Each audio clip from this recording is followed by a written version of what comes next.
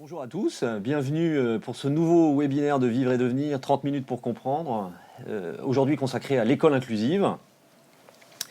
Sur ce thème, on connaît les grandes lois, la loi de 2005, la loi de 2013, on a un cadre qui a été posé. On sait que le nombre d'enfants en situation de handicap scolarisés augmente, et on sait qu'il y a des bienfaits avec cette scolarisation, et c'est un point que l'on porte à Vivre et Devenir. On sait qu'il y a un certain nombre de freins, donc échange aujourd'hui sur ce sujet. Préparez déjà vos questions à la fin si vous le souhaitez. Alors pour parler de ce sujet de l'école inclusive, 3 invités qui ont accepté de venir. Je vous les présente.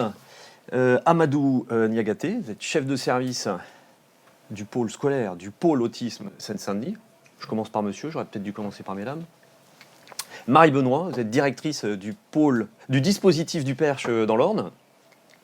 Et Sophia Zaïd, vous êtes mère de Médine, oui, qui a 9 ans, qui a des troubles du spectre de l'autisme, et qui est, alors là j'ai un petit pense-bête, qui est scolarisée à temps complet à l'unité d'enseignement en élémentaire autisme, au Tremblay en France, et coportée par le pôle autisme que je viens d'évoquer pour Amadou.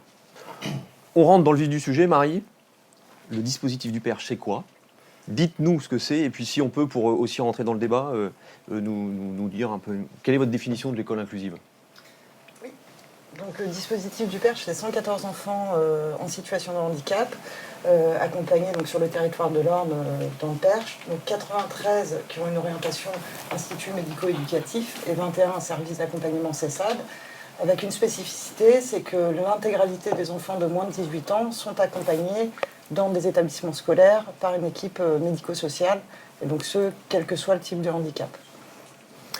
Oui, ce qui en fait une particularité, tous les enfants sont scolarisés. Oui, tous les enfants sont à l'école, avec une équipe qui les accompagne, avec des projets individuels qui les accompagnent au quotidien. L'école inclusive, alors pour nous, au niveau du dispositif, c'est vraiment l'école pour tous, l'accessibilité pour tous, donc c'est un droit pour les enfants, pour les familles, et ce, vraiment, quelle que soit la particularité des enfants. La définition de l'école inclusive en quelques secondes, chapeau. Amadou, on fait un premier tour. Amadou, donc chef de service du pôle scolaire du pôle autisme Seine-Saint-Denis.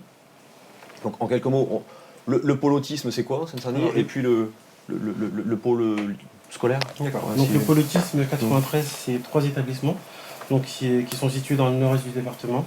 Donc c'est un institut médico-éducatif qui est situé sur Villepinte. C'est un CESAD qui est situé sur Saint-Denis. Donc un CESAD, un service éducatif de soins et d'accompagnement à domicile. Et ensuite, il y a une structure expérimentale qui est située au Rancy, qui accueille des enfants qui sont placés par l'aide sociale à l'enfance et qui sont aussi porteurs qui sont en situation de handicap. Voilà. Donc le pôle autisme 93, c'est 150 enfants accompagnés et 150 professionnels. Voilà, donc ça c'est un peu le pôle autisme 93. La globalité du pôle, voilà. Là. Donc le pôle scolaire qui lui est rattaché à l'IME Soubiran. Donc le pôle scolaire, c'est 2 unités d'enseignement maternel autisme, une qui est située sur Saint-Denis et une sur Villepinte. C'est aussi une unité d'enseignement élémentaire à Tremblay en France, qui accueille aussi les enfants autistes. Et c'est un pôle de soutien à l'inclusion scolaire et une équipe mobile d'appui à la scolarisation que je vais vous développer un peu plus tard. D'accord. Et les unités d'enseignement que vous avez évoquées, c'est combien d'enfants ? Les unités d'enseignement, c'est entre 7 et 8 enfants. Entre 7 et 8 enfants, d'accord. Et c'est sur une de ces unités où Médine est scolarisée, c'est ça ? Exactement. Est accompagnée. Oui. Vous avez la parole. Voilà, alors Dites-nous, Sophia, donc, voilà, parlez-nous un peu de Médine, la situation, et donc scolarisation à temps complet, je crois. Oui, avec... alors, moi, mon fils a intégré l'unité d'enseignement il y a un peu plus de 2 ans et demi. Alors, il faut savoir que c'est un enfant qui est diagnostiqué TSA sévère, qui avait de gros troubles du comportement, avec une hyperactivité. Donc, c'était pas gagné. Aujourd'hui, je peux vous dire qu'il a fait énormément de progrès. Les troubles du comportement, il en a toujours, mais beaucoup moins qu'avant. Il est content d'aller à l'école, puisqu'il est dans un cadre qui est adapté pour lui. On répond à ses besoins. Donc, l'école, pour lui, c'est un plaisir d'y aller. C'est vrai que ça nous a beaucoup apporté, puisque aujourd'hui, il est dans les apprentissages. Les troubles sont moins présents. il est heureux, il est épanoui. Et vraiment, c'était une bénédiction, cette unité d'enseignement pour mon fils et pour nous. D'accord. Dites-nous, comment c'est organisé? C'est-à-dire, le matin, il va à l'école, comment ça s'organise matériellement? Alors en fait, c'est des horaires typiques d'une école classique. Ouais. Par contre, il faut savoir qu'on a quand même des prises en charge en extérieur, en libéral, de type orthophonie, psychomotricité, donc qui se font sur le temps scolaire. Donc à l'école? Non, en Non. dehors de l'école. D'accord, il y a les deux? Exactement, donc à ce moment-là, soit nous récupérons l'enfant à l'école pour l'emmener à ses prises en charge, et ensuite il revient à l'école. Moi, j'ai fait le choix de mettre les rendez-vous très tôt le matin, pour pouvoir justement... par la suite ne pas casser cette coupure de l'école et de venir le chercher, de le redéposer. Et vous travaillez? Oui, je travaille, mais je suis en télétravail. Donc je gère mon emploi du temps à domicile en fonction des besoins de mon fils et surtout de son emploi du temps. On fait tourner, ça permet de compléter Bien les... sûr. Marie, donc, dans ce que vous expliquez, donc il y a un lien avec plusieurs établissements scolaires.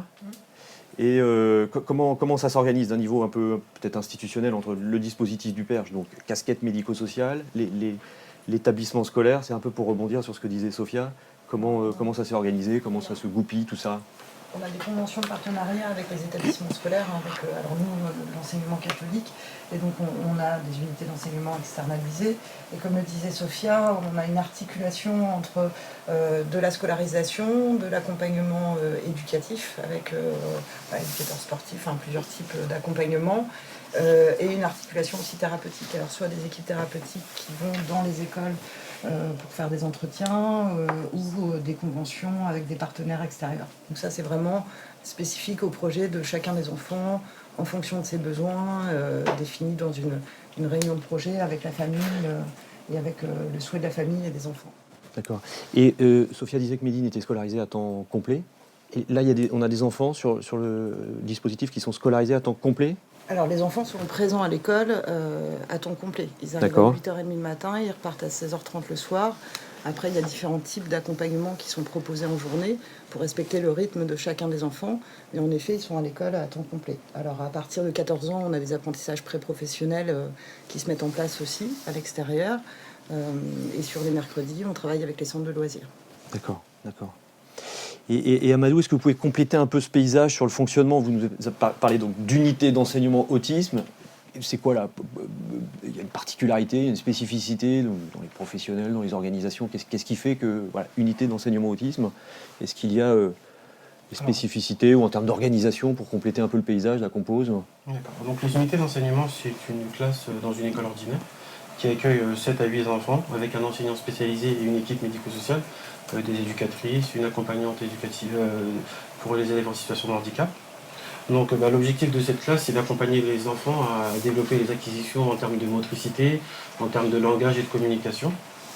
Donc il y a des temps collectifs, c'est-à-dire qu'il y a des temps où les enfants sont inclus avec le reste de l'école sur les temps de récréation et sur les temps de restauration. Et pour certains profils d'enfants, il y a aussi des temps d'inclusion. C'est-à-dire qu'on a des enfants qui vont en inclusion dans leur classe d'âge, sur des domaines bien précis. D'accord. Donc a priori, il y a un espace spécifique et il y a des moments où il y a des croisements. Et non, vous alliez ajouter autre chose. Non. Et il y a des croisements sur les temps, j'allais aussi vous poser la question, Sophia, mais Amadou, sur temps de récréation, temps de repas, vous parliez sur les temps de loisirs. Oui. Donc on a ces croisements qui se font de manière fluide. Tout se passe bien. Donc oui. Donc c'est des classes qui sont vraiment bien intégrées au sein de l'école et c'est vraiment très important parce qu'elles font partie intégrante de l'école. D'accord. Donc c'est ce que vous disiez aussi concernant la situation de Médine même, où vous introduisiez en disant apprentissage, valeur ajoutée. Redites-nous des choses là-dessus, sur le comment quel bienfait vous percevez Quel bienfait à la scolarisation. Alors, mon fils aujourd'hui, il a entre guillemets une vie normale. Il peut aller à l'école, chose qui n'aurait pas été possible pour lui si il n'y avait pas eu l'unité d'enseignement autisme. Il est beaucoup plus calme. Et bien sûr, sur les temps de récréation, il est avec les autres enfants. qui ne font pas partie de leur classe, qui vont vers eux. Il y a un échange. Ça commence tout doucement, c'est comme ça. Ça leur fait du bien sur le temps aussi de cantine également, chose qui n'était pas aussi possible pour lui avant, en maternelle. Et là, aujourd'hui, c'est possible. Mon fils n'a plus du tout peur de la foule.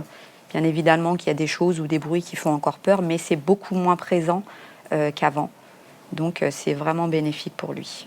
D'accord. Et est-ce que à votre niveau, vous ressentez des points, des retombées positives, je ne sais pas comment le dire, sur l'entourage, sur les autres élèves, sur les autres familles? Est-ce qu'il y a, et on dit souvent, ça permet aussi de sensibiliser les autres familles, les autres enfants, Bien sûr, dans les interactions? bien sûr, puisque les parents aussi viennent vers nous posent des questions et aussi s'intéressent. Donc je pense qu'aussi il y a aussi un dialogue avec leurs enfants, et c'est vrai que les enfants, je pense que ils ont envie de venir vers les nôtres, ils sont bienveillants, et donc je trouve que c'est une très bonne chose. D'accord. Alors, à Vivre et Devenir, on a d'autres unités d'enseignement. Donc vous nous faites un retour très positif. On est sur une description assez positive. Donc on le fait en toute humilité. Hein. En préparant, c'est ce qu'on se disait. On a aussi des situations où ça se passe mal. On a parfois des situations d'échec. On va y revenir tout à l'heure. Est-ce qu'il y a eu des ajustements dans la scolarisation de Médine? Est-ce qu'il y a eu des moments où on s'est dit, vous avez parlé tout à l'heure, il a eu un plâtre, je ne sais plus ce que vous nous avez raconté. Oui, il a eu un raconté, accident où le... il a été immobilisé, sa jambe était immobilisée pendant près de 3 mois. Alors oui, c'est vrai qu'il y a eu un souci, mais ça n'avait rien à voir avec l'unité d'enseignement. C'était surtout les locaux qui n'étaient pas adaptés pour ce handicap, puisque la classe est située au 3e étage, et que donc il était impossible pour l'équipe de porter mon fils plusieurs fois par jour. Voilà, au 3e étage, pour une question de sécurité aussi. Donc oui, c'est vrai que ça a été compliqué à ce moment-là, mais grâce à l'équipe éducative, on a pu augmenter les guidances parentales, comme le disait Amadou. Donc, finalement, mon fils n'a pas trop perdu ses acquisitions, puisque le travail était quand même fait à la maison par l'éducatrice et par moi-même. D'accord. Donc, c'est-à-dire que Médine est resté sur certaines périodes à la maison avec Il un est soutien resté du toute pôle la journée scolaire. à la maison avec un soutien de l'éducatrice D'accord. qui venait plusieurs fois par semaine à la maison. D'accord. Si je peux me permettre de Oui, rajouter, bien c'est sûr. que les unités d'enseignement proposent aussi des guidances parentales, qui sont des soutiens à la parentalité. Voilà, c'est pour des acquisitions, c'est pour un travail qui est fait au sein de la classe, qui puisse être continué au domicile avec les parents. Voilà. Donc c'est vraiment un dispositif, c'est vraiment une solution qui est, dans le cas de Médine, qui a été très intéressante. Exactement. Parce que ça lui a permis de continuer à progresser et à travailler de son domicile. D'accord. Du coup, le maître mot, c'est vraiment la continuité entre ce qui se passe dans l'accompagnement, ce qui peut être continué à la maison, ce qui peut être continué dans l'intégralité de la vie de l'enfant. C'est ça. Et peut-être les points faibles aussi qui sont travaillés, les petites choses qu'on n'arrive pas à la maison, avec lesquelles on a du mal, même si c'est hors du cadre scolaire. Voilà, on en parle avec l'équipe. L'éducatrice met en place des stratégies et nous aide justement à traverser ces choses-là et à faire au mieux pour que ça se passe bien. D'accord. Bon, là, vous nous faites un tableau, tout se passe bien, tout est merveilleux, il n'y a pas de problème de recrutement, d'accompagnement, il n'y a pas de problème de formation. Non, mais Marie, il y a quand même il n'y a pas des choses à améliorer, on entend quand même des situations très compliquées en termes de scolarisation. Et, voilà, est-ce qu'on peut se dire 2-3 points ou comment on les a résolus, je ne sais pas, mais il y a... Alors, il y a forcément Je vous entends râler parfois. Il y a forcément des choses à améliorer. Après, on a la chance vraiment de travailler avec des chefs d'établissement très impliqués, avec des équipes très impliquées. On a des partenaires et voilà, il y a une dynamique, une logique quand même assez forte. Après, oui, en effet, on pourra toujours faire plus sur la question de la formation des enseignants, sur la question de la formation des adultes à l'école, puisque le panel de l'accompagnement des enfants en situation de handicap, c'est assez large. Mais du coup, ces dispositifs-là permettent de s'enrichir mutuellement dans la connaissance mutuelle de l'éducation nationale, mais aussi du médico-social. Et ça permet des croisements qui, après, portent leurs fruits dans les écoles et je dirais presque tous les enfants aussi. D'accord. Là, dans ce qu'on évoque, en fait, on ne parle pas d'aide humaine. Oui, alors les sigles, hein, c'est les AVS, Oui. les AESH, donc les personnes qui accompagnent aussi de manière individuelle les enfants en situation de handicap Qui vont être, eux, dans les classes. ordinaires ou dans les Ordinaire. classes ULIS, Ouais. dans les classes vraiment dans les dispositifs ULIS d'ailleurs, et du coup qui ont encore besoin de reconnaissance, de formation pour être vraiment partie intégrante des équipes pédagogiques et éducatives dans les écoles. D'accord. Et donc, nous, là, alors je vous regarde tous les deux, nous, on a un rôle pour les former, pour les accompagner. Quelle est l'interaction? Parce que ça, ce sont des professionnels éducation nationale. Oui. Et nous, quelle est notre interaction pour... on est sur une thématique école inclusive, c'est comment on rend l'école inclusive. Est-ce que nous, acteurs médico-sociaux, comment on agit pour... vous avez dit la question des donc, chefs d'établissement, enseignants et les AESH, voilà, on fait dans l'acronyme, mais aide humaine pour l'inclusion scolaire. Quel est notre rôle, nous, acteurs médico-sociaux? Avons-nous un rôle ou quel devrait-il être? Un rôle de fonction ressource, je pense, Ça, essentiellement. Aussi, on a un rôle d'expertise aussi, on a un rôle de soutien et d'accompagnement surtout. D'accord. Et vous avez parlé, Marie, tout à l'heure des chefs d'établissement. Donc tout le monde avait traduit chef d'établissement scolaire. Bien sûr. Pour les avoir rencontrés dans l'Orne, ils ont un rôle essentiel en fait, hein, Oui. pour porter les projets. Alors je ne sais pas si vous pouvez en dire un mot, mais... Pour porter les projets, pour dire comme vous le disiez aussi, vraiment de participer à la vie de l'école, à la vie de l'établissement scolaire, pour porter auprès de la communauté des enseignants la place qu'on peut avoir, créer et monter des projets communs. Voilà, l'année dernière j'étais au spectacle de l'école, sur l'école primaire à Mortagne. Les enfants participent au spectacle de l'école, ils font partie de la vie de l'école. Et ça, c'est grâce à la Oui. volonté des chefs d'établissement Oui. scolaire de faire partie intégrante de la vie de l'établissement. Oui, on a vraiment un enjeu de portage pour que ça puisse...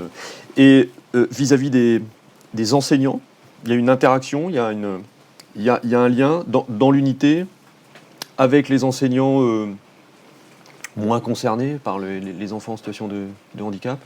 Oui, il y a forcément un lien. Quand on parle d'inclusion scolaire, quand il y a des temps d'inclusion, donc l'enseignant spécialisé qui est sur la classe de l'UE travaille avec ses collègues enseignants pour pouvoir voir comment on peut inclure les enfants sur les temps d'inclusion. Donc il y a forcément une collaboration avec les autres enseignants de l'école. Et puis et aussi avec la directrice, enfin, tout ça fait en sorte qu'on favorise au maximum l'inclusion des enfants. Bon, je n'ai aucune légitimité pour ça. Je me fais le porte-voix des enseignants. J'ai 25, 30, 35 enfants. Qu'est-ce que je vais aller me casser la tête à prendre en plus des situations compliquées. Voilà. Donc comment nous on les soutient, ces enseignants là? Après, c'est pas forcément des situations compliquées. Quand il y a une inclusion, l'enfant est accompagné soit de l'enseignant, soit d'une éducatrice ou soit de l'AESH pour pouvoir faire en sorte que cette inclusion ne soit pas portée que par l'enseignant qui accueille l'enfant, mais qu'il y ait vraiment un rôle où on est là avec l'enfant, en soutien et vérifier que tout se passe bien.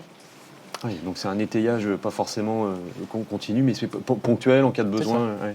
Il y a des objectifs pédagogiques qui sont définis et qui sont bien décidés. En général, les enseignants sont non seulement demandeurs, nous ils participent aux mêmes concertations. Je dirais c'est relativement fluide de ce côté-là. Et vous, vos articulations avec les enseignants, les professionnels, tout est totalement fluide? Alors, au jour d'aujourd'hui, oui. Ouais. La maternelle n'a pas été comme ça. Il était dans une classe ordinaire et ce n'était pas du tout adapté pour lui. Donc oui, effectivement, il a eu une maternelle chaotique ça a été très compliqué. Mais aujourd'hui, c'est derrière nous. Et donc, voilà. Il est aujourd'hui dans une classe qui est vraiment adaptée et j'en suis ravie. Donc aujourd'hui, moi, je peux dire que du positif puisque mon fils a énormément progressé. Et c'est cette classe, justement, qui lui a apporté toutes ces choses-là qui ont fait qu'il en est arrivé là aujourd'hui. Alors, je reviens sur mes interactions. Alors, vous m'avez dit des choses, Amadou. Alors là, j'étais perdu. Moi, j'ai un problème avec les acronymes. Vous m'avez parlé d'EMASCO, de PSAIS. C'est ça. Moi, je suis perdu. Je me mets à la place d'une famille qui doit se repérer dans le méandre MDPH, éducation nationale, médico-sociale. EMASCO et PSAIS, c'est quoi? Alors, Qu'est-ce que ça vaut? je vais commencer par le PSAIS. Le PSAIS, c'est le pôle de soutien à l'inclusion scolaire, donc qui est porté par l'IME Soubiran. Le PSAIS, c'est un dispositif qui intervient sur les 4 communes limitrophes, c'est Villepinte, Tremblay, Aulnay et Sevran, qui a pour but de renforcer la scolarisation des enfants TSA sur les villes. TSA, trouble du spectre de l'autisme. Trouble du spectre de l'autisme, voilà. Je me surveille. Donc, c'est une équipe d'éducatrices qui accompagne les enseignants. On revient sur ce qu'on voilà, évoquait tout à qui l'heure. accompagne les enseignants, qui les sensibilise à la question du handicap et qui leur apporte des préconisations, des outils pour pouvoir accueillir au mieux ces enfants-là dans les classes. D'accord. Voilà. Donc là, c'est soutien enseignant en priorité. C'est ça, voilà. On est sur les enseignants et sur les AVSH. D'accord. Et l'EMASCO, c'est le même type de dispositif, sauf que l'EMASCO, on intervient sur la moitié du département. Donc c'est une équipe mobile d'appui et de soutien à la scolarisation. Merci. Donc voilà, c'est de renforcer la scolarisation des enfants, mais on intervient directement auprès des enseignants et des AVSH. Ce n'est pas une intervention directe auprès de l'enfant, on intervient que pour les enseignants et les AVSH. D'accord. Voilà, pour les conseiller, les sensibiliser, leur donner des outils, des pistes et des préconisations qu'elles peuvent aussi par la suite pouvoir mettre en place pour l'enfant. Est-ce que les parents se retrouvent dans ce méandre de dispositifs Ouais, c'est à peu près clair. Oui. Ouais, moi. Oui. Après, c'est vrai qu'au début, on est un peu perdu. Ouais. Mais après, oui, c'est clair. Et surtout, on sait que c'est des choses qui vont apporter. Donc voilà. Je suis toujours étonné du nombre d'acronymes que nous avons. Donc L'éducation nationale, c'est un psy. Donc Ouais. les deux mélangés, ça fait Ouais. beaucoup d'acronymes. Ouais. Je reviens sur l'articulation avec les établissements scolaires là, sur l'Orne. Je remonte encore un cran. Je pense que dans l'Orne, il y a eu la particularité aussi de l'implication de la direction diocésaine, puisque les établissements scolaires sont pilotés par la direction diocésaine. Là, bon, je trouve que c'est l'enseignement catholique, mais des établissements scolaires publics sur la Seine-Saint-Denis. Donc, il y a eu aussi, je pense, un rôle important à ce niveau sur le projet stratégique, je ne sais pas comment ils l'appellent, leur projet de diocésain. Projet éducatif. Projet éducatif, ouais. Projet éducatif, alors sachant que le dispositif est en place depuis un peu plus de 6 ans, donc ça a été une réelle volonté à l'époque de vouloir intégrer les enfants dans les établissements scolaires, quelle que soit leur spécificité et leurs différences. Ouais. Donc à l'époque, ça a été impulsé de manière assez forte, Ouais. et soutenu aussi par l'ARS. Donc en tout cas, ça a fédéré quelque chose au niveau des établissements. Et après 6 ans de mise en place, on se rend compte que ça a bien pris dans les écoles. Oui, parce que pour en arriver à la scolarisation de tous les enfants du dispositif du Perche, il y a un projet qui a été mené depuis quelques années. Quelques années, oui. Et qui, tous les ans, doit nécessiter des réadaptations au vu des besoins des enfants, au vu des accompagnements, au vu des effectifs, et puis qui doit s'améliorer en permanence. Et donc c'est une réadaptation constante. Quand est-ce qu'on a appuyé sur le bouton en se disant on passe d'un dispositif médico-social comme on les connaît à... C'est quoi, c'est 10 ans? Oui, à peu près. Après, il y avait la rapporteuse de l'ONU qui avait... Oui, il y a une accélération aussi. On est déjà un petit peu en retard. Hein. La loi de 2005, vous l'avez évoqué, elle date déjà. Donc à un moment, il fallait passer le cap. Et donc le cap a été passé. Et grâce à l'implication aussi, en effet, des établissements scolaires de l'enseignement catholique, en tout cas sur le territoire de l'Orne. Ouais. Et c'est ce qu'on se disait tout à l'heure, Amadou, Vivre et Devenir, la première unité d'enseignement, c'était quoi? On se disait 2016? C'était 2016. 2016, ouais, c'est ça. 2016 sur l'unité d'enseignement maternel sur Villepinte. Ouais, c'est ça, ouais. Donc un chemin parcouru important. Je regarde le temps qui passe, on se refait un petit tour de table, vous avez chacun une baguette magique. Quelles étapes on devrait encore passer pour aller plus loin dans l'école inclusive? On recommence par vous, Marie. C'est quoi les 2 points où vous dites je rentre dans le Perche, j'ai ma baguette magique. Qu'est-ce que vous faites bouger? Voilà, l'inscription des enfants dans les bas élèves de l'éducation nationale. Oui. C'est-à-dire qu'on a encore cette dichotomie avec d'un côté des enfants qui sont accompagnés par le médico-social et qui ne sont pas réellement inscrits dans les écoles. Donc le jour où on arrive à gommer, cette différence de ministère qui fait qu'à un moment, les enfants sont plus considérés comme appartenant à l'éducation nationale, mais au secteur médico-social, voilà, Voilà. Enfin, moi, je trouve qu'on aurait passé une étape essentielle dans l'idée que les enfants, quel que soit leur handicap, ont le droit d'être inscrits à On l'école. gomme cette différence en l'aggravant dans le système Oui. administratif. Ouais. C'est ça. Ouais. Deuxième baguette magique, Marie. Autre chose, non? La formation pour tous aussi, hein, je pense qu'elle est obligatoire et indispensable. On parlait d'énormément de personnes qui votaient autour des enfants, donc il y a besoin de cette montée en compétences, il y a besoin que tout le monde puisse connaître les besoins spécifiques et les adaptations pédagogiques aussi spécifiques pour les enfants et de l'environnement, pour pousser aussi les choses dans l'inclusion sociale, professionnelle et réussir à jalonner toutes les étapes de vie. Oui, oui. Puisque les enfants que votre enfant côtoie seront des futurs adultes aussi qui vont porter les adaptations. Ah oui, quand vous dites formation pour toutes, vous allez au-delà de notre périmètre qu'on évoquait sur enseignants, professionnels éducatifs. Ouais, c'est... Les enfants qui sont à l'école aujourd'hui avec les enfants en situation de handicap, c'est des futurs citoyens qui vont porter aussi la différence, les adaptations. Ouais.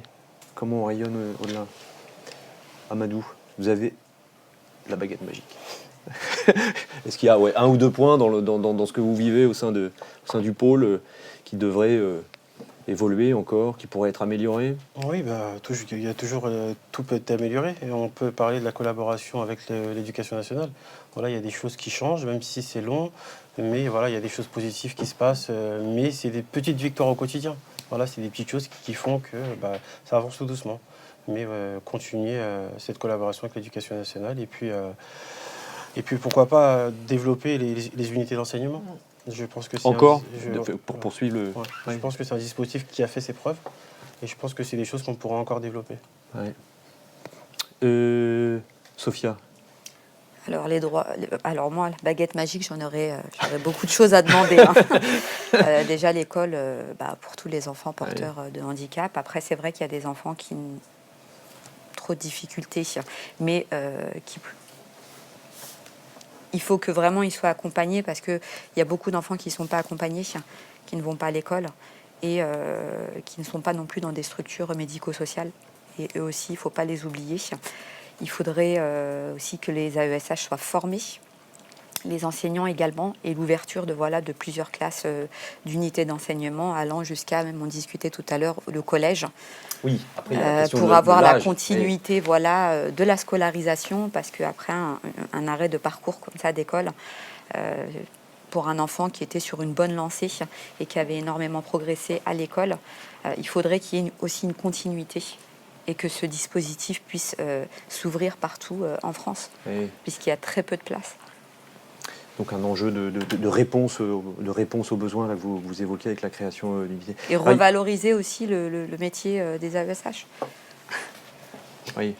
Exactement, bien sûr, parce qu'il faut le dire, elles font un métier qui n'est pas facile, donc il faudrait aussi, elles aussi... Il y a un point qu'on a, vous l'évoquez très rapidement, enfin à mi-mot dans vos propos, pour les deux dispositifs où vous intervenez. On a derrière un dispositif plus lourd, c'est-à-dire vous avez parlé de l'IME de Soubiran, pareil, il y a un peu d'hébergement et d'internat sur le dispositif du Perche, donc on a aussi pour certains enfants de l'étayage plus lourd en cas de besoin, donc Mehdi, vous êtes à la maison, mais on a de l'étayage médico-social plus important derrière. Nous, l'étayage au niveau de l'hébergement, il est aussi pour préparer la vie d'adulte, donc la vie sociale, l'autonomie dans le sens large du terme. C'est-à-dire, c'est comment on accompagne aussi, parce qu'il n'y a pas que l'école dans le parcours, donc on a la partie professionnelle et on a toute la partie vie d'adulte. Donc c'est un support, en tout cas un support d'apprentissage pour la vie future. Attendez, il y a deux questions. Est-ce qu'il y a un travail de sensibilisation auprès des autres enfants? Qui répond? Amadou. Oui. Il y a auprès un travail, des autres enfants de l'école. Des autres enfants de l'école. Donc sur l'UE à Tremblay, il y a un travail qui est fait en début d'année pour présenter un peu la classe à toutes les classes de l'école. Voilà. Et il y a aussi un projet qui va se mettre en place cette année qui s'appelle le projet Super Copain. Voilà, qui va se mettre en place. C'est pour sensibiliser les plus grands de l'école à la question de l'autisme et puis de voir comment ils peuvent être amenés à être copains avec un enfant de la classe. D'accord. Et il y a une question sur les centres de loisirs. Médine va en centre de loisirs? Oui. Ouais. Et là, est-ce qu'il y a un travail aussi qui se fait dans les centres de loisirs ou une remarque sur les centres de loisirs? Est-ce qu'il y a de la sensibilisation auprès des professionnels des centres de loisirs? C'est la même question, c'est un peu ça ce qui est posé. Nous, oui, il y en a auprès des enfants. Les enfants sont présentés. Et puis on a vraiment la chance d'avoir des centres de loisirs et la directrice Mme Morten qui est très partie prenante et très porteuse de l'accompagnement. Ouais, ok. Vous alliez ajouter quelque chose sur les centres de Il y loisirs? a quand même un gros travail à faire sur les centres de loisirs. Vous avez ressorti une baguette magique. Exactement. Là, Il y a- je pense il y a- qu'il en faut plusieurs. Ok. Il y a quand même un gros travail à faire, puisque c'est pareil, les animateurs ne sont pas formés. Ils se retrouvent à prendre en charge des enfants qui ont des troubles du spectre autistique, certains avec des troubles du comportement. Il faut les accompagner, il faut leur donner aussi les moyens aux animateurs de les former. Il faut qu'il y ait aussi la volonté de pouvoir prendre en charge ces enfants. C'est pour ça que les éducateurs sportifs vont dans les centres de loisirs en fait, D'accord, pour accompagner les animateurs et pour accompagner les structures. d'accord. Sophia, Marie, Amadou, merci. Merci à vous. Je vois la pendule. On arrive à la fin de ce webinaire. Merci à vous tous. En espérant que on a pu apporter quelques éléments contributifs pour cette réflexion, quelques éléments d'explication. On vous donne rendez-vous le 24 novembre pour un nouveau webinaire sur la thématique des soins palliatifs. Merci à vous trois. Merci beaucoup. Merci. Merci.